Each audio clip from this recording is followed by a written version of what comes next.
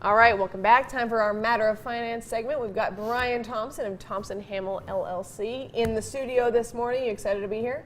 Yeah, I'm blessed. This is great. It was a beautiful sunrise on the way in. It really was. So what should we talk about this morning? Last time I was on, I was here with Joey, and we talked a little bit about how he likes to weightlift, and we used an example that he got hurt weightlifting and needed to have disability insurance. Right. So I thought I would continue on because there's quite a few things to discuss about it and make sure people understand the benefits. So for an example, a lot of people, and like yourself, your employer provides a group disability insurance to you. And it's great to have that benefit, and it's a good start, but it's really not enough coverage. It only covers about 60% of your wages.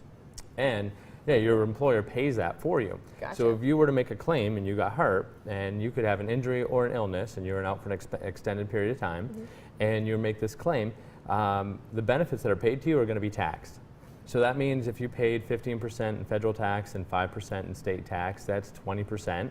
In addition to the 60% of you're going to get in your wages, that's less than half of your income. So could you survive on half of your income? No.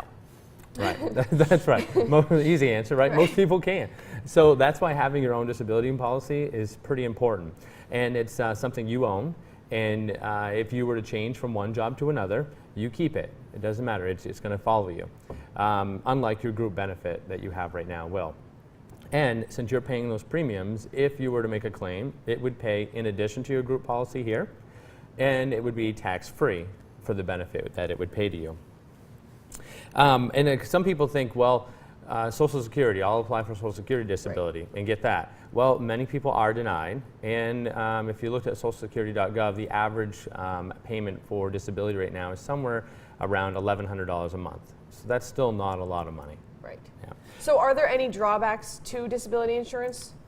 Well, I don't really any drawbacks. You're trying to insure your paycheck. It's really, if you don't have it, it's what the situation you could be in. You know, no one is going to expect that they're going to get hurt or they're going to have an illness, and it doesn't have to happen on the job. It could be doing anything. It just be something that allows them not to, or doesn't allow them to do their duties for their job. Like Joey lifting weights at the gym. That's right. It could happen. So there's a few other benefits though that I think it'd be important to tell you about. Sure. Now I'm going to have those on the screen.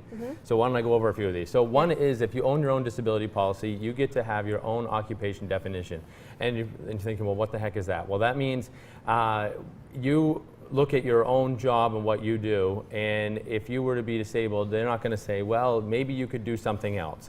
It's just looking at your own particular job as a reporter. So if you couldn't do this, they couldn't say, okay, well, go do something else and file papers. You can't do that job, they're going to pay your disability for you. It's also, I mentioned it's a tax-free benefit for you. This one is interesting, non-disabling injury benefit. So say you're out reporting and you drop that camera on your foot.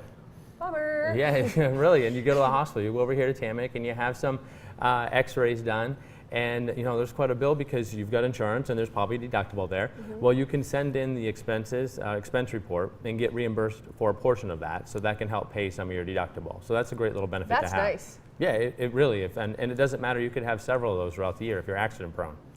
I'm not, but I would like to have that just in case. You never know. Could have a bad year. You could. The COBRA benefit, if you were out of work for a long time, that meant that you were terminated from your job, and maybe you had health insurance coverage and now you no longer do. Well, COBRA, you're able to purchase health insurance for the next 18 months after you leave a job, and maybe have coverage for you or your family, and the insurance company on the disability insurance would come in and pay for a portion of that. Another one is a cost of living increase. So if you were to be disabled now, you're a pretty young lady. So if you got disabled now and it was going to pay you, say, $1,500 a month, well, in 20 years, $1,500 a month is not a lot of money, right? So it does have a cost of living increase each year. And that's a great benefit to have as well. So there's a lot of extra benefits. Yeah, there's quite a bit. So you can see, I mean, people take a lot of time to insure their home, their cars, valuables. So this is kind of insuring your paycheck and making sure that if an accident happened or if you had an illness, that you're going to be covered. All right, that's great information. Thanks so much for coming today. And hopefully I don't drop any cameras on my feet throughout the day. Yeah, be careful. All right, we'll be right back.